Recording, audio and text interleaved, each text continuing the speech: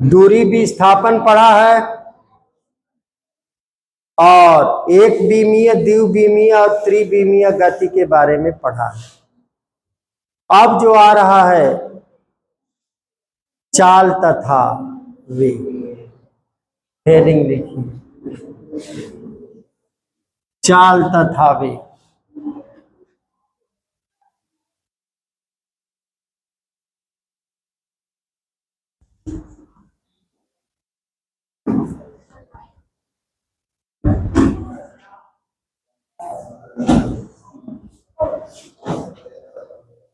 Speed and velocity, speed and velocity.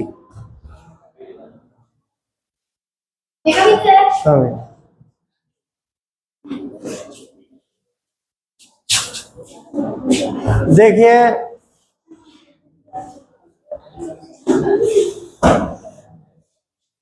इकाई समय में यानी एकांक समय में किसी वस्तु द्वारा चली गई दूरी को चाल की, उसके चाल के नाम से जाना जाता है।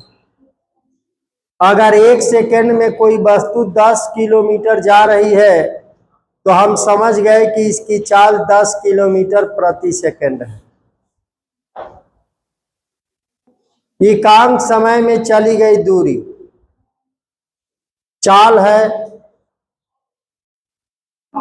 अब वो किसी भी दिशा में जाए, इससे कोई हमको लेना देना नहीं।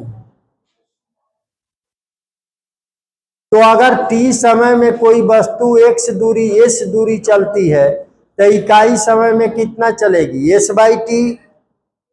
और इकाई समय में चली गई दूरी का नाम चाल है, तो v बराबर क्या हो गया, s/t, यानी दूरी बटा चाल।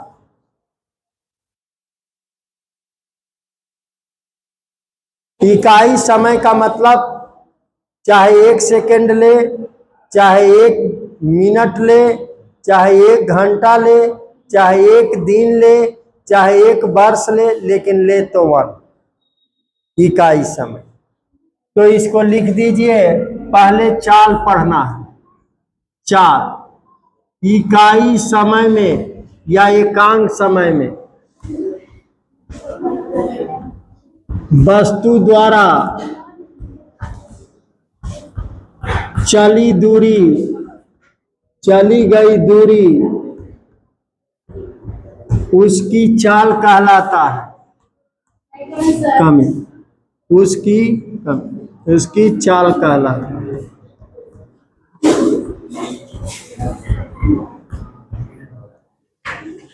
चाल बराबर इसे भी से लिखते हैं, इसे भी से लिखते हैं,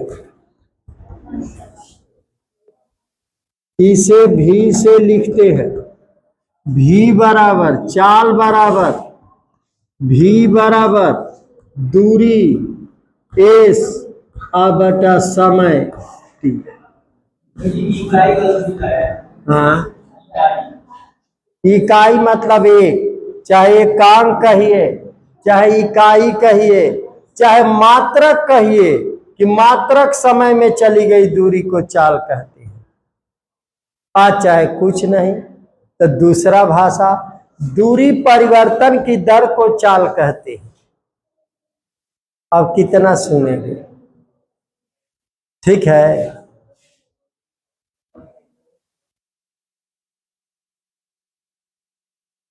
हाँ, चाल गुणे समय को दूरी कहते हैं। हाँ, कोई वस्तु चलेगी तो दूरी में परिवर्तन ना होगा।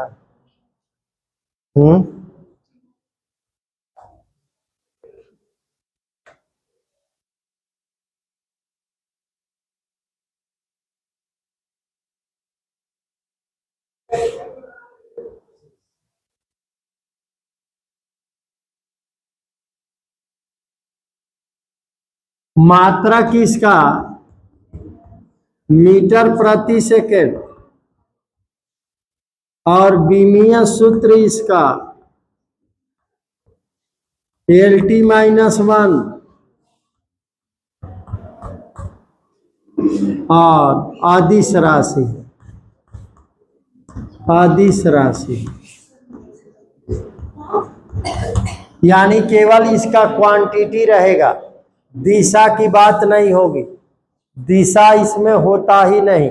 जैसे समय आप कोई चीज बताते हैं कि इतना बज के इतना मिनट हुआ है, तो ये भी बताते हैं कि किस दिशा में हुआ है, नहीं, इसलिए कि समय अदिश है।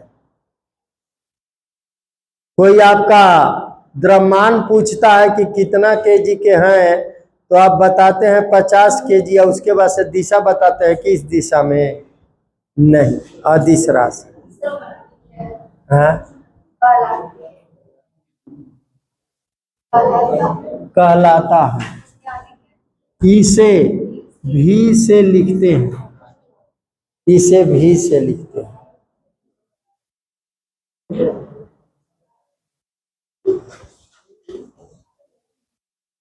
अब बात सुनिए,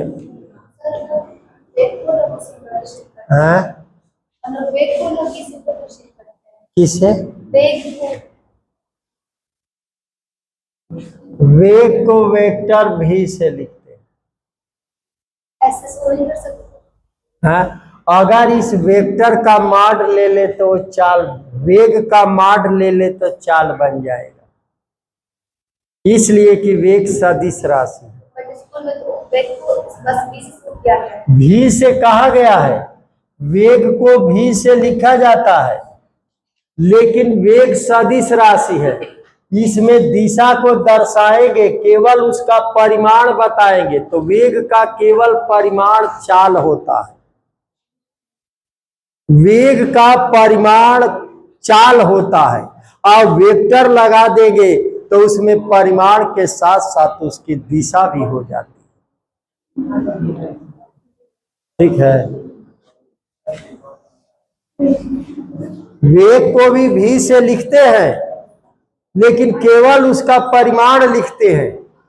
जो सदिश है उसमें दिशा और परिमाण दोनों है, तो आपने दिशा को छुपा लिया, केवल परिमाणे बताए, लेकिन चाल में तो दिशा होती ही नहीं है, केवल परिमाण ही होता है। बात समझ में आ रहा है? आप बात सुनिए, अभी ये आएगा वेग तो दिखाएंगे, वेग आएंगे तो अभी अगला वेगे न है तो बताएंगे। चाल, एक समान चाल भी होता है, असमान चाल या परिवर्ती चाल भी होता है, और तो जब चाल असमान होगा, परिवर्ती होगा, तभी हम औसत चाल की गणना करते हैं। तो आप लिखिए असमान चाल, एक समान चाल, एक सम चाल के प्रकार लिख दीजिए, चाल के प्रकार, सीधा सीधा प्रकार। ए नंबर, एक समान चाल, एक समान चाल क्या होता है? एक समान चाल, ये क्या होता है? एक समान चाल अगर समान समयांतराल में समान दूरी तय करती है तो वस्तु की चाल एक समान चाल कहलाती है। यानी एक एक घंटा में 10-10 किलोमीटर कोई वस्तु जा रही है तो वस्तु की चाल क्या है? एक समान।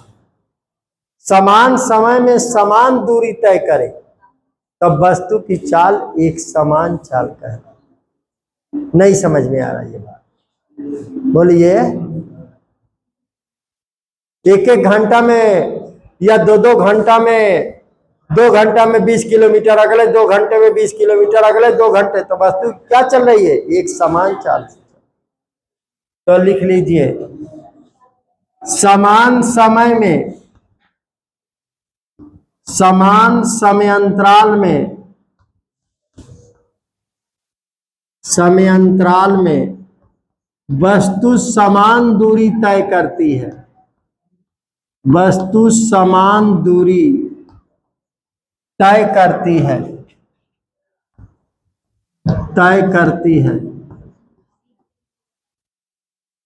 तब वस्तु की चाल एक समान चाल कहलाते हैं, एक समान चाल कहलाता है,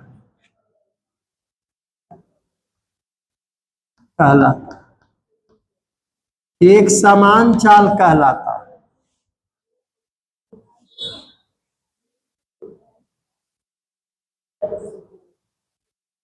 इसका मतलब समझ में आ गया ना, एक समान चाल का।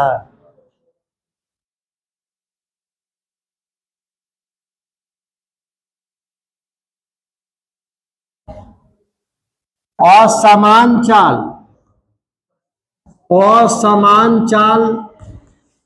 या परिवर्ती चाल,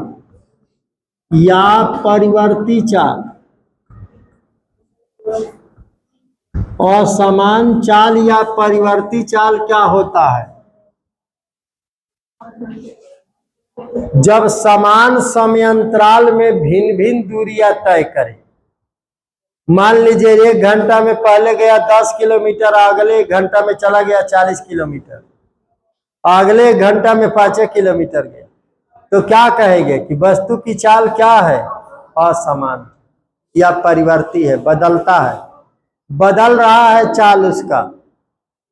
जब कोई वस्तु चल रही है और उसका चाल बदलता जा रहा है, चला रहे हैं ब्रेक लगा दिए, अब फिर चाल कम हो गई, तब तक फिर एक्सीलरेटर लगा दिया, फिर बढ़ गई, फिर कहीं ब्रेक लगा दिए, घट गई। तो वस्तु की चाल क्या है? असमान है, यानी परिवर्ती चाल। तो हम लिख सकते हैं समान समयांतराल में वस्तु भिन्न भिन्न दूरी तय करती है,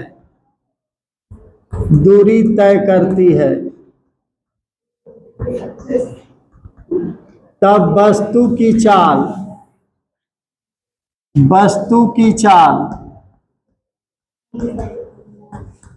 असमान चाल या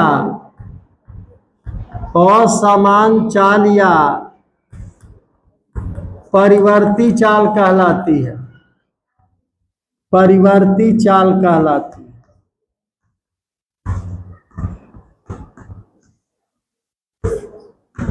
असमान चाल या परिवर्ती चाल कहलाती है।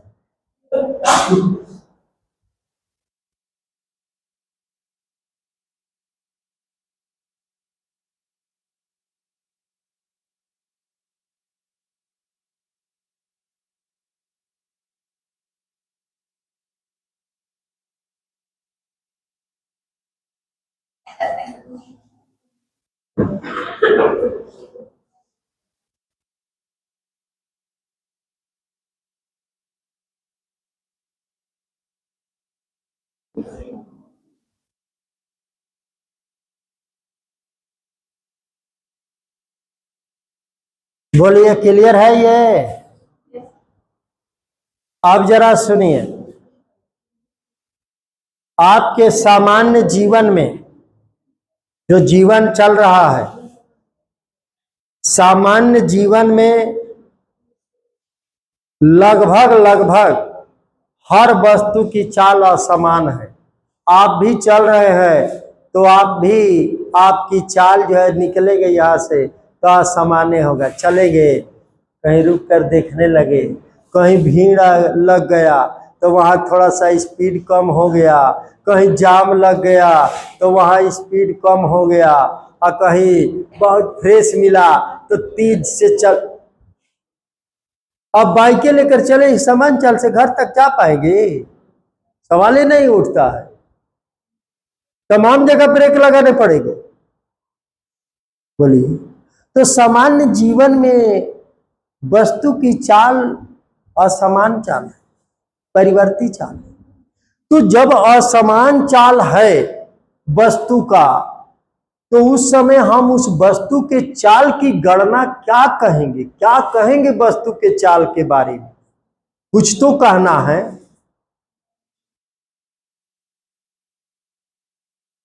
कुछ तो कहना होगा। तो जहां चाल असमान होती है, परिवर्ती होती है, वहीं पर हम औसत चाल की गणना करते हैं। नहीं तो औसत निकालने की जरूरतें क्या है? अगर कोई वस्तु समान चाल से चल रही है तो उसका औसत चाल भी वही है, उसका औसत चाल वही है जिस चाल से चल रही है। लेकिन जब चाल परिवर्ती हो जाएगा तो उस समय वस्तु की चाल जानने के लिए औसत चाल की जरूरत पड़ती है। इसीलिए औसत चाल बहुत महत्वपूर्ण हो जाता है।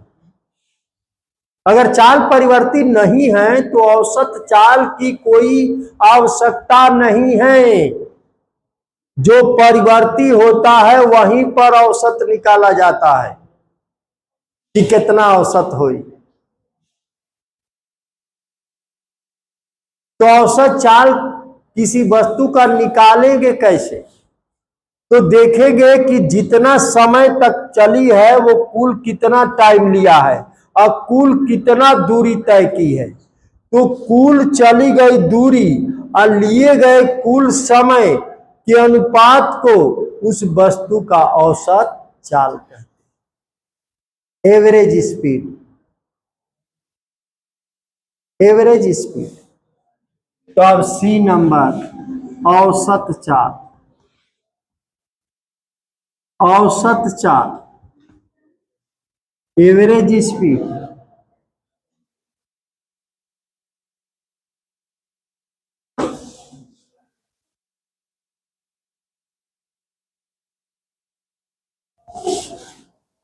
क्या लिखेंगे?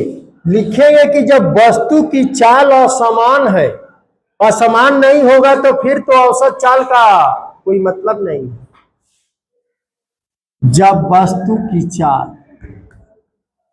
जब वस्तु की चाल असमान है, चाल असमान है, जब वस्तु की चाल असमान है यानी परिवर्ती है, तब वस्तु द्वारा तय की गई कुल दूरी और लिए गए कुल समय के अनुपात को वस्तु का औसत चाल कहते हैं।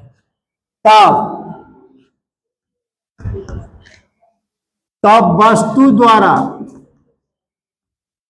तब वस्तु द्वारा चली गई कुल दूरी, कुल दूरी और लिए गए कुल समय, कुल समय के अनुपात को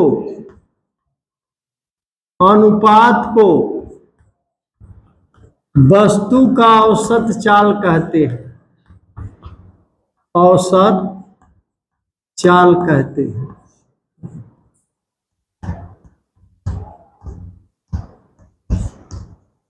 वस्तु का औसत चाल कहते हैं।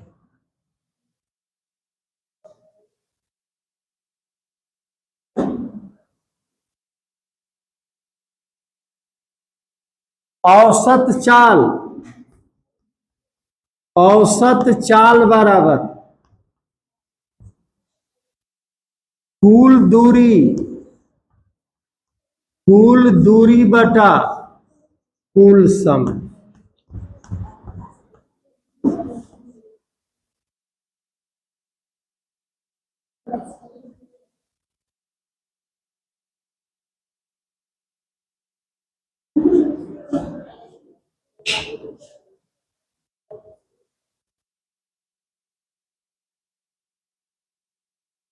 देखिए सामान्य जीवन में वस्तु की चाल असामान्य होती है, तो इसलिए हम औसत चाल की ही गणना करते हैं। अब किस तरह से औसत चाल की गणना हम करेंगे, किस कंडीशन में, अब उसके हम कुछ कंडीशन दिखा रहे हैं औसत चाल की। देखिए इसमें फर्स्ट नंबर आपको औसत चाल बताना है। कई कंडीशन दिखा रहे हैं और उसमें आपको औसत चाल निकालना है। अगर औसत चाल निकालना है तो एक चीज दिमाग में बस रहना चाहिए कि कुल दूरी हम निकाल लें और कुल समय निकाल लें। हर सवाल में औसत चाल के नाम पर आप उस सवाल में चली गई वस्तु की कुल दूरी की गणना कीजिए और कुल समय की गणना कीजिए, आपका औसत चाल आपके पास होगा। कोई भी सवाल हो, अगर औसत चाल पूछा है तो हम यही काम करेंगे हर सवाल में, दूसरा कुछ नहीं। तो पहला कंडीशन ये रख रहे हैं कि एक वस्तु S1 S2 S3 dash dash दूरी क्रमशः V1 V2 V3 चाल से तय करती है। तो वस्तु की औसत चाल असमान चाल है। S1 दूरी V1 चाल से, S2 दूरी V2 चाल से, S3 दूरी V3 चाल से असमान चाल है। तो उसका औसत चाल क्या होगा? पहला कंडीशन, यदि S1 S2 S3 dash dash दूरियां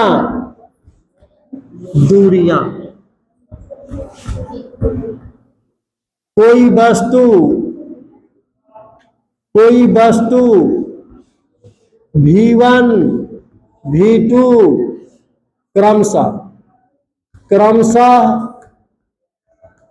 V1 V2 V3 dash dash चाल से तय करती है, चाल से तय करती है।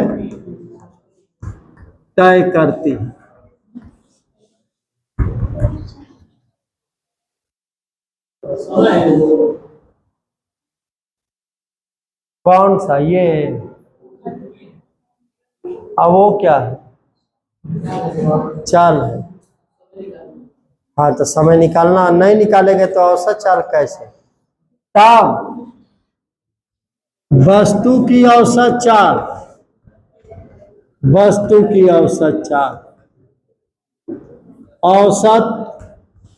चाल की गणना, तब वस्तु की औसत चाल की गणना क्यों बात कर रहे हैं? सबसे हमारा पहला काम क्या है? कुल दूरी। तब पहले कुल दूरी बराबर लिखिए, कितना हुआ कुल दूरी? बराबर S1 plus S2 plus S3, अब जितना होगा डैश डैश जोड़ देंगे। कुल दूरी हो गया। कुल दूरी हुआ कि नहीं हुआ? अब कुल समय निकालेंगे। समय T1 plus T2 plus T3 dash dash, न T1 का पता है, न T2 का पता है, न T3 का। हमारा चाल पता है, तो S1 दूरी V1 चाल से तय कर रही है, तो कितना समय लेगा? समय बराबर यहां से क्या हो जाएगा? दूरी बटा चाल। समय बराबर दूरी बटा चाल लिखे हैं कि नहीं लिखे हैं? ये नहीं लिखे। चाल बराबर दूरी बटा समय लिखे है ना? बोलिए। तो समय बराबर क्या हो जाएगा? दूरी बटा चाल। तो T1 कितना हो जाएगा?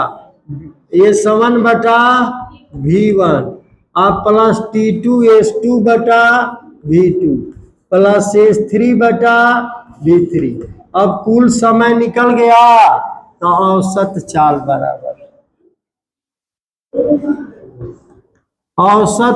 बराबर कुल दूरी बटा कुल समय।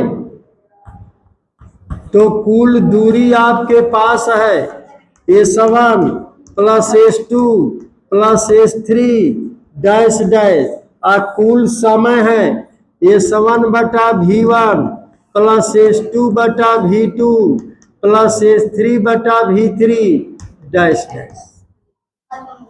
इस तरह से इस कंडीशन पर अगर दूरी और चाल दिया है तो आप समय निकाल करके कुल समय निकाल लीजिए, औसत चाल हो जाएगा। ये पहला कंडीशन है।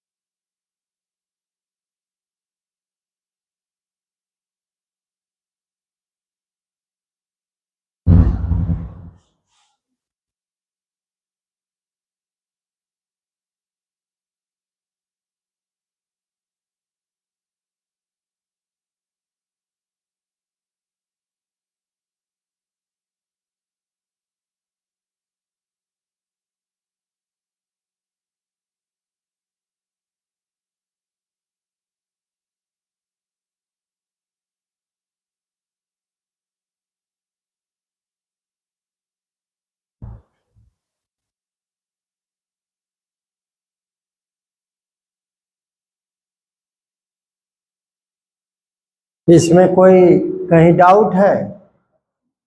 बस आपके दिमाग में कहीं घूमेगा कुल दूरी और कुल। दूसरा कंडीशन है,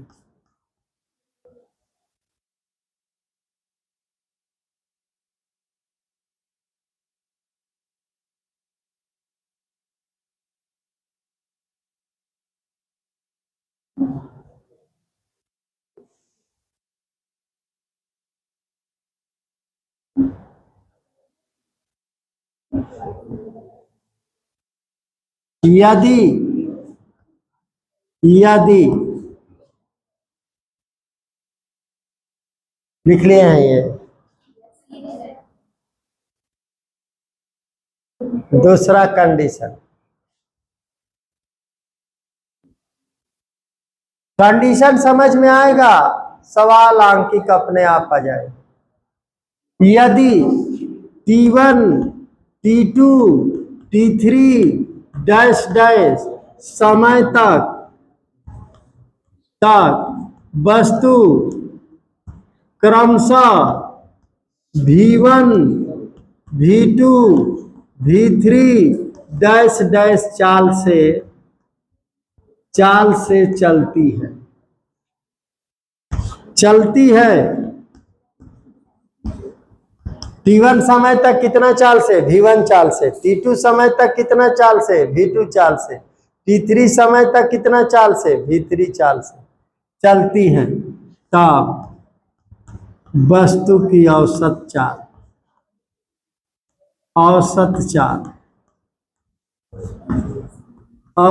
चाल की गणना कैसे करेंगे? तो ना तो हमारे पास कुल दूरी है और कुल समय तो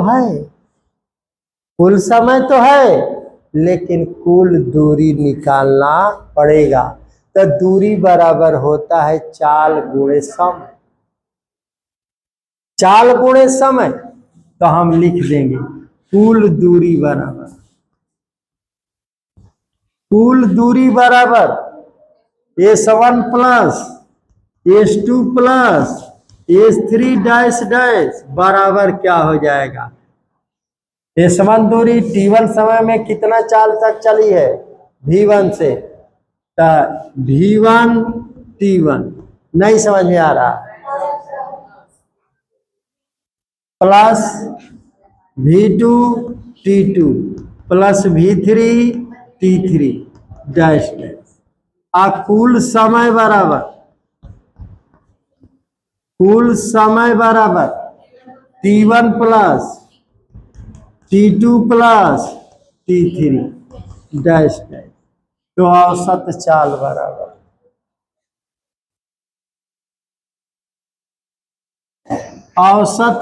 बराबर कुल दूरी बटा कुल समय, कुल दूरी बटा कुल समय। तो कुल दूरी है v1 t1 plus v2 t2 plus v3 t3 plus dash dash बटा कुल समय t1 plus t2 plus t3 plus dash.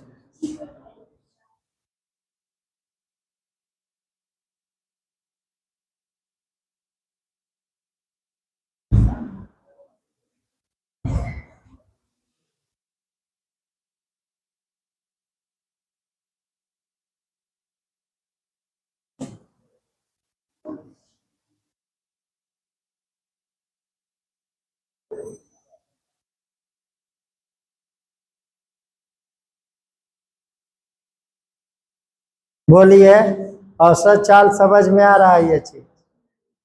अब एक तीसरा कंडीशन ला रहे हैं।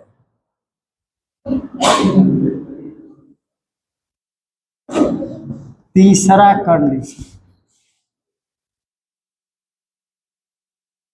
अगर मान लीजिए दो समान दूरी s, कोई वस्तु क्रमशः v1 और v2 चाल से तय करती है, यानी कोई यात्रा के दो भाग कर दीजिए। ये भी कितना दूरी है s, ये भी कितना है s। ये यात्रा v1 चाल से और ये यात्रा v2 चाल से, दोनों यात्रा की लंबाई क्या है, समान है। यानी दो समान दूरियां s, कोई वस्तु क्रमशः v1 और v2 चाल से तय करती है, तो वस्तु की औसत चाल क्या है। तो कुल दूरी तो s प्लस s हो गया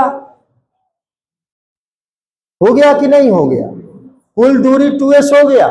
और कुल समय, इसमें कितना समय लिया, t1 बराबर दूरी बटा 4 s बटा v1, इसमें कितना समय लिया, s बटा v। तो कुल समय हो गया s बटा v1 प्लस s बटा। क्या लिख देंगे, यदि दो समान दूरियां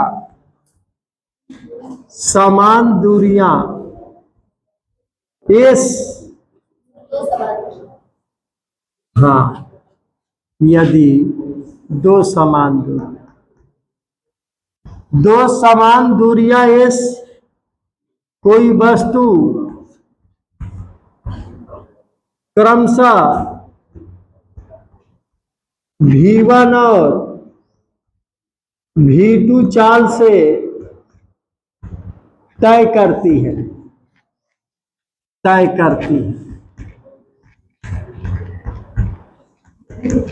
तब वस्तु का औसत चाल,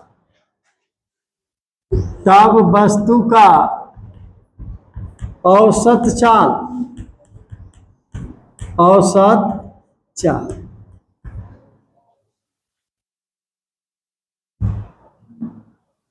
कुल दूरी कितना हो जाएगा, s प्लस s। कुल दूरी बराबर s प्लस s बराबर 2s।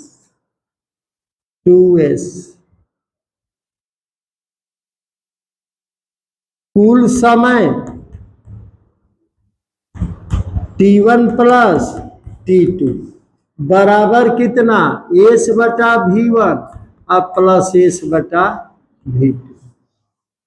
का औसत चाल बराबर कुल दूरी बटा कुल समय। औसत चाल बराबर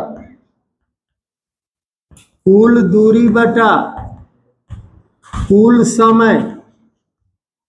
तो कुल दूरी है कितना, 2s बटा s बटा v1 प्लस s बटा v2 बराबर 2s बटा s कॉमन 1 बटा v1 प्लस 1 बटा v2। अब s से s कट गया, लघुत्तम ले लेंगे v2 प्लस v1 और v1 v2 ऊपर चला जाएगा, 2v1 v2 बटा v1 प्लस v।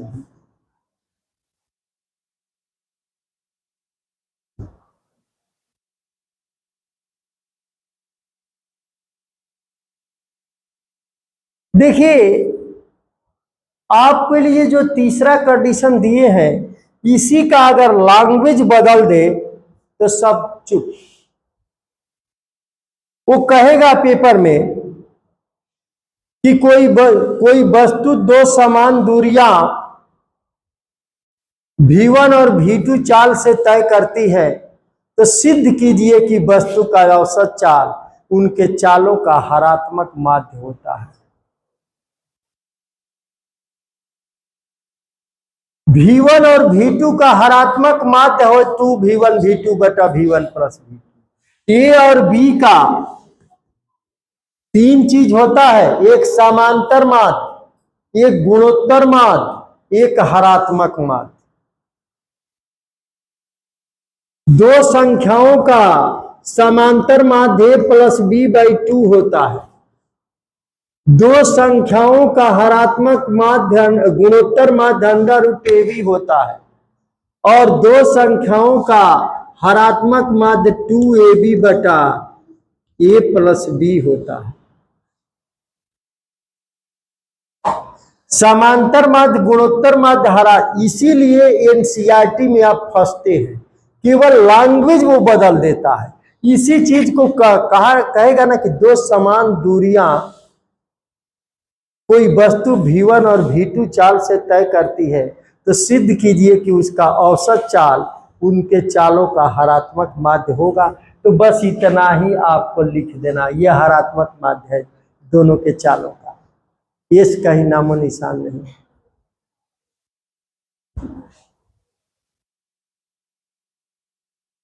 चौथा अंतिम कंडीशन औसत चाल का। अब उसके बाद से औसत चाल का पूरा एनसीईआरटी से लेकर के किसी भी किताब का आप सवाल ढूंढ मारिए और वो कॉपी पर लिख लीजिए, यहां पर लाइए।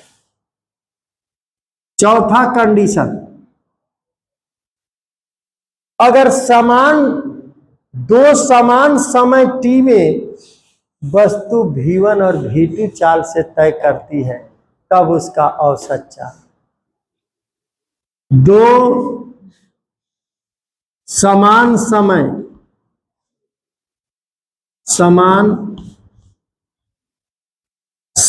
t में कोई वस्तु v1 और v2 चाल से तय करती है, चाल से चलती है,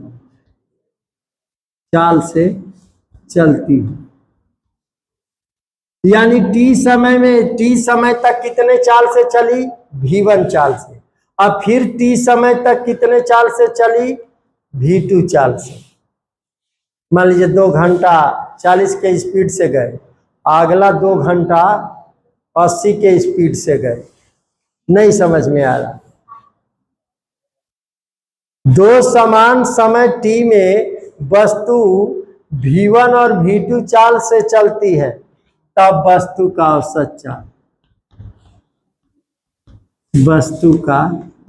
औसत चाल,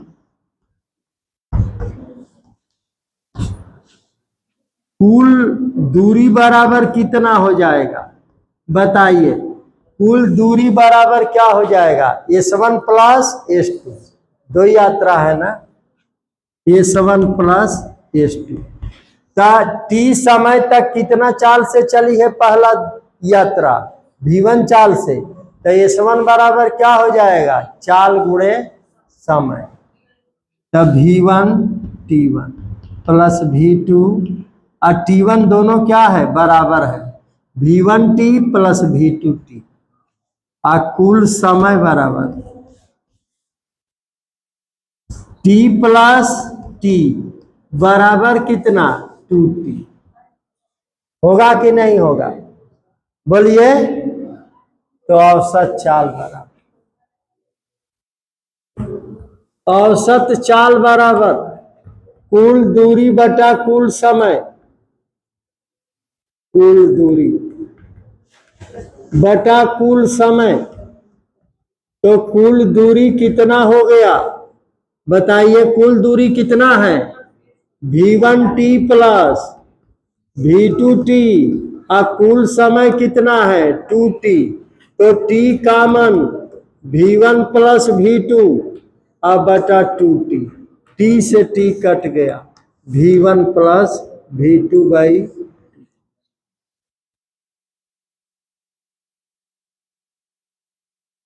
यानी समान समय में, दो समान समय में कोई वस्तु v1 और v2 चाल से चलती है तो उसका औसत चाल उनके चाल का समांतर माध्य होता है, v1 प्लस v2 बाई।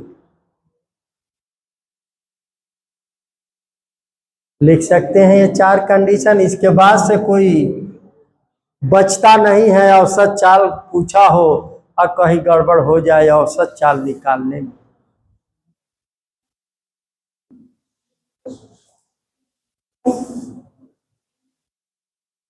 समझ में नहीं आ रहा ये बात? हाँ,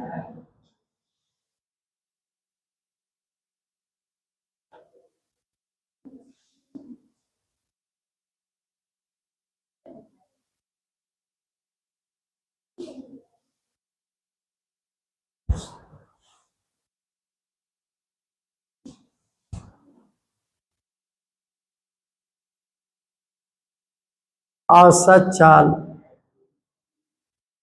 एक समान चाल, असमान चाल, औसत चाल। अब अंतिम आ रहा है ताक्षणिक चाल, इंस्टेंटेनियस स्पीड।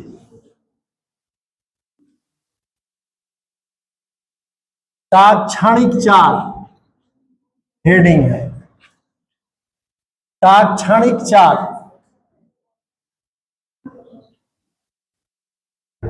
ताक्षणिक चाल, ताक्षणिक चाल।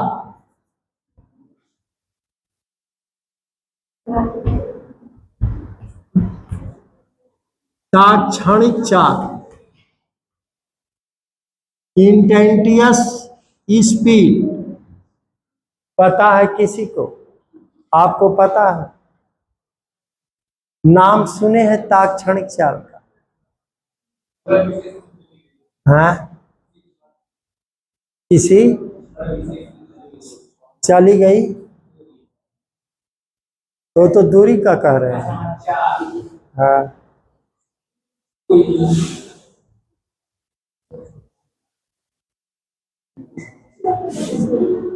सबसे पहला सवाल वो ताक्षणिक चाल की बात नहीं होती है। सबसे पहला सवाल ये उठता है कि ताक्षणिक चाल बस एक ही शर्त पर बताते हैं। ताक्षणिक चाल हर वस्तु का नहीं बताते हैं। जिसकी चाल क्षण क्षण में बदल रही है, क्षण क्षण में बदल रही है। नहीं समझ में आ रहा है?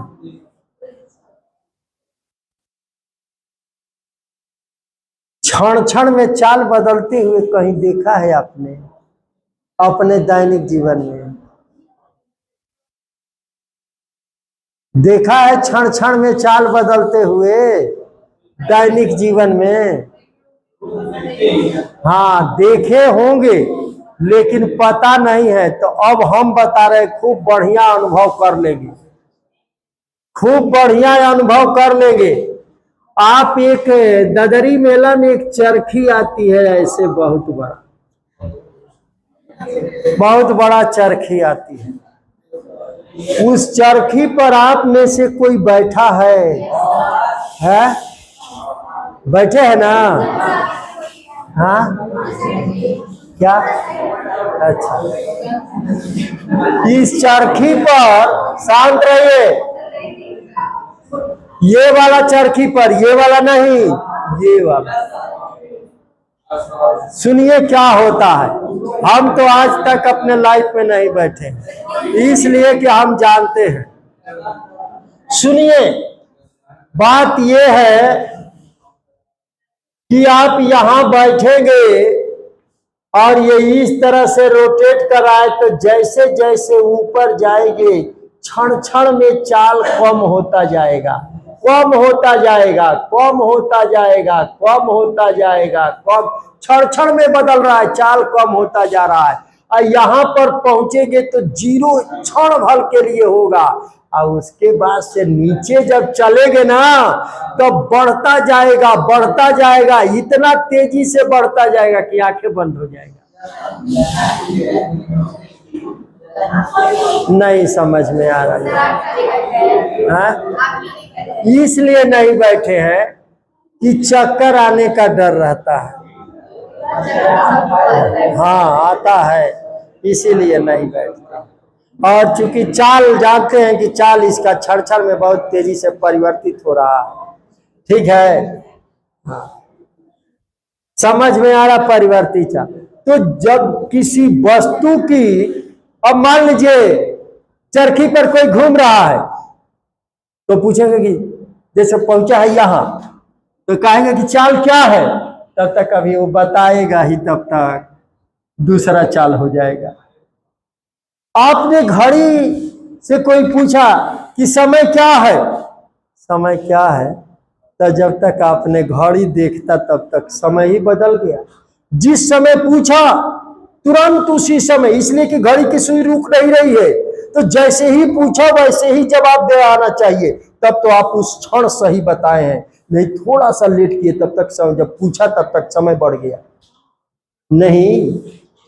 तो ऐसी दशा में शांत रहिए, ऐसी दशा में ही तात्क्षणिक चाल ज्ञात किया जाता है कि किसी विशेष क्षण पर बिना टाइम लॉग लिए हुए, बिना समय लिए हुए, कि जैसे पूछे वैसे बताएं, यानी डेल्टा टी टेंड टू 0, यानी समय अंतराल 0 की तरफ जाना चाहिए, नहीं तो उसकी चाल बदल जाएगी।